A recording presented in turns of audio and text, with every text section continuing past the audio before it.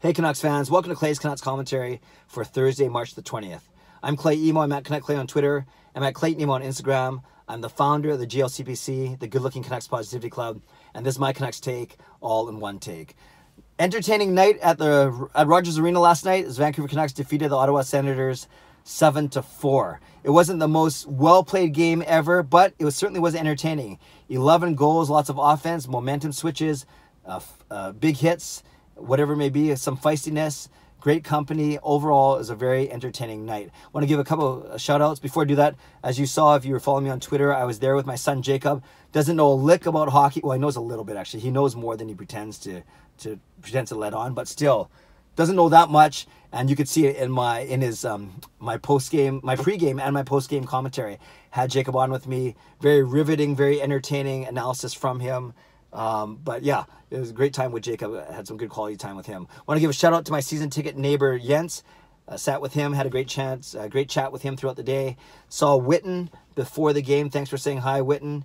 Great meeting you. To my man Brody, who sat one row behind us, got a chance to catch up during the intermissions. That was cool. And to Justin Kang, thanks for chasing me down after the game for the picture and for asking me for the autograph. For first time everyone's ever asked me. That was kind of cool.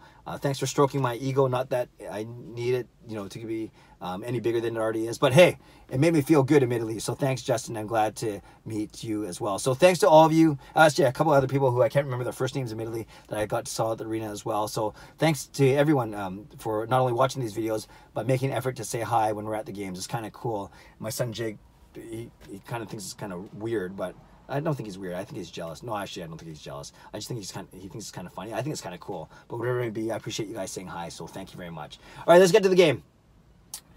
5 goals for the Canucks, then 4 goals for Ottawa, then 2 goals for the Canucks. Yeah, the game had a little bit of everything. A lot of goals, obviously, a lot of points for a lot of the Canucks' best players.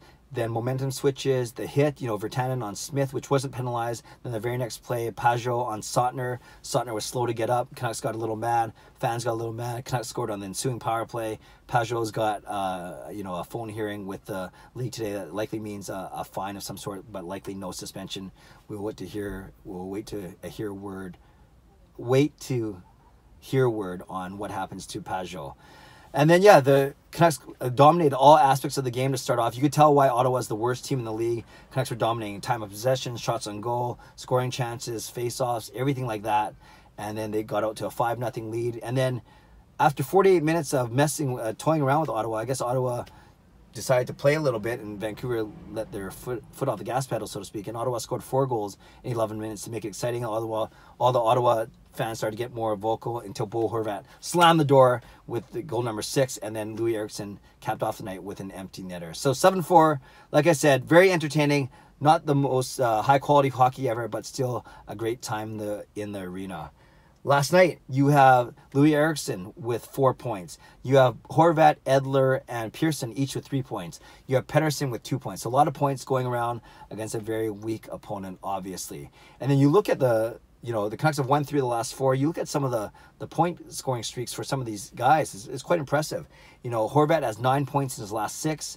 Besser has 9 points in his last 8. That's 8 straight games with at least 1 point, which is pretty cool. Edler has 8 in his last 8. Pettersson has 7 in his last 7. You have Pearson at 5 out of the last 5, helped by 3 last night. And then Louis Eriksson, 5 points in his last 3 games. You notice I can only go back 3 games because 4 games ago he didn't have anything, and he didn't have anything for a while. So yes, he got 4 of those 5 points last night, but still it was a good effort by Eriksson. And then Eriksson and Pearson, you have guys that have played in the top 6 before. You could argue whether they are top 6 players today in 2019, but they are former top 6 guys who know how to get to the net and know how to put up points when once in a while. And I think they've played well with Bo Horvat. Horvat hasn't complained all season. Pettersson gets to play a Besser. Horvat's had a revolving cast of characters on his wing. But Horvat hasn't complained. He's played steady. He's the heart and soul of the team. Besser and Pettersson more popular, but Horvat, 27 goals, leading the team, could get to 30. And he's been improving every year in his 5 years in the league. It's great to see for Bo Horvat. So overall, if they continue, I'm sure they'll want to add a winger or 2 in free agency over the summer via trade, improve the team somehow. But for now, Horvat is doing well with guys like Louis Eriksson and guys like Tanner Pearson on his wing. And obviously they combined for 11 points. No, that's bad math. 4 + 3 + 3, 10 points last night. Very, very impressive stuff. Now, what's very interesting is about 2 weeks ago, I stopped talking about playoffs in these videos. And, you know, even as the founder of the GLCPC, I knew it was going to be a long shot. It still is a long shot. But by winning 3 of the last 4, the Canucks are only 4 points out of the final playoff spot. Now, a couple caveats. Arizona has a game in hand. Arizona has beat the Canucks 4 times this season, so they hold the tiebreaker, obviously.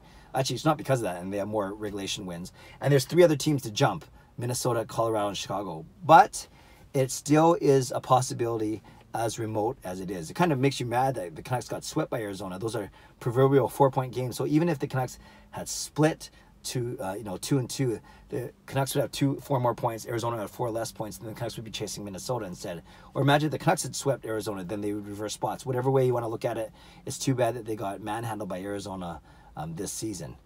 But with the Canucks with 74 points in 74 games, 8 games left, I think they need 87 or 88 points to make the playoffs. So let's say 87, go conservative. They have to go 6-1-1 over their final 8 games. It's not impossible, but it's also not very likely when you look at the quality competition. This weekend already, they have back-to-back against Calgary and Columbus. 2 tough teams. Calgary, atop the Western Conference, and then Columbus fighting for their playoff lives, but really improved their team at the trade deadline. You'd have to argue the Canucks got to get 3 out of 4 points, if not all 4, but at least 3 out of 4 this weekend. And then you have 3 beatable teams: Anaheim, LA, and Dallas. And then a tough week to end off: San Jose at home, and then Nashville and St. Louis on the road. So the Canucks need to go 6-1-1, get 13 out of a possible 16 points. That means they can only afford 1 loss in regulation and 1 loss in extra time. And I would say there are 3 teams that are really good in there: San Jose, Nashville, and Calgary. Then you have 2 teams that are playoff teams: Columbus and St. Louis, excuse me. And then you have 3 beatable teams in Dallas. Actually, Dallas is a playoff team too. So let's do that again. I say there are 8 games left. They have 3 really tough teams: Calgary, San Jose, Nashville. You have 3 good teams that are in the playoffs: Dallas, Columbus, and I'm missing one: Dallas, Columbus, and St. Louis. And then you have 2 weaker teams in the California teams in LA and Anaheim. Can the Canucks get 13 out of 16 points? Yeah, they can. Do I think they will? I wish they would, but it's going to be tough. But still, it gives Canucks fans something to get excited about. And I just think it's ironic how as soon as I stop talking about the Canucks making the playoffs, they started to go on their run. And now I'm forced, in a good way, I'm happy to talk about it once again. The only other thing I want to talk about today is Quinn Hughes. He got an MRI done this morning, exactly 8 days or a week and a day after he said he was going to get, he said it would take a week to figure out what's going to happen. So he indeed got reevaluated, got his MRI. We're waiting for the results today. But you figure, at the best case scenario, he gets into practice tomorrow or Friday, which I doubt is going to happen. Tomorrow or Saturday, I should say. And then the Canucks have games on Saturday and Sunday, and then a break before their next game after that, which will likely be on Tuesday. So at the best case scenario, I don't think he's going to get in this weekend. So that only leaves 6 games left. And I basically said on Twitter, I put a quick poll. I said, what would Quinn Hughes have to play to make this year worth it? And you can use whatever definition of worth it you want. Worth it for him to get some experience with the team. Worth it for the Canucks to see what they got. Worth it for the fans to get some hope. Whatever it may be. I said, what do you think? What's the minimum number of games for it to be worth it that Quinn Hughes plays this season? And I gave 4 options: 6 or 7 games, 4 or 5 games, 2 or 3 games, or even 1 game is worth it for us to see him play. So we'll see how those results shake out. Very even so far, but I'll probably talk about those results in tomorrow's video, as I just put the poll up about an hour ago, not even an hour ago. So I want to throw those things out there. Yes, we want to see Quinn Hughes play, but it likely won't be until next week, if at all. And there is a chance, if it's a lot worse, maybe not a fracture in his ankle or in his foot, but rather a deep bruise or a small crack, we might not even see him for the rest of the season. But that's okay. We waited this long. I don't think 4 or 5 extra months until September is going to kill us, but we shall see. All right, Canucks fans, leave a comment below. I love to read, react, and reply as always. What do you think of the game last night? Were you at all worried? Were you surprised at how easy the Canucks handled Ottawa for the first 48 minutes of the game? Were you worried when Ottawa came back to get within 1 goal? What do you think of Eriksson's game, Pearson's game, Horvat's game, Edler's game, Pettersson's game, Besser's game? What do you think of Jacob Markstrom? Was it his fault? I don't think any of those goals were his fault. Maybe the 4th one, but other than that, I think the team kind of let up around him. Would love to hear your comments on all those things. Do you think the Canucks can make the playoffs? Do you agree with me that they have to go 6-1-1? And if so, who are the teams that they might lose to in that, in those 2 losses that I'm saying that they could afford to have, but no more than that. Would love your feedback on that. Would also love your feedback on Quinn Hughes. Maybe an answer down below. How many games do you want to see him in to make it worth it? Whatever definition of worth it you want to use. Lots of things to talk about. Lots of things to comment on. Go ahead, do so down below. I will read, react, reply as always. Subscribe if you like to. Like this video if you like to. Canucks are off today. Then they practice tomorrow, and they host the back-to-back Calgary Saturday night, Columbus on Sunday night. I'll be at both those games, not in my regular seats because going as guests either of people or of the team. And lastly, I am selling tickets to that Columbus game, and I'm selling tickets to the LA Kings game on the 28th. Send me a message if you want some details, but I can sell it to you for cheap, I promise. All right, have a great day. God bless, and go Canucks go.